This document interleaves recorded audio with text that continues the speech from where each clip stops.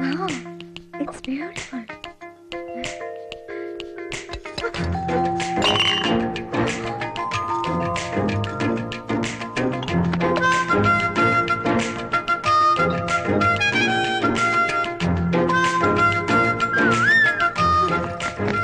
ഏയ്, അന്യരുടെ മുതല് പാമ്പിനെ പോലെയാണെങ്കിൽ കാന്തമ്മയുടെ കമ്മല് പെരുമ്പാമ്പിനെ പോലെ എനിക്ക് ഇതാ പിടിച്ചോ. എന്താ ടോയ് വാങ്ങ? ഇത് കൊള്ളാലോ, നല്ല ഭംഗിയുണ്ടല്ലോ. ഹായ് ഗണേശ്.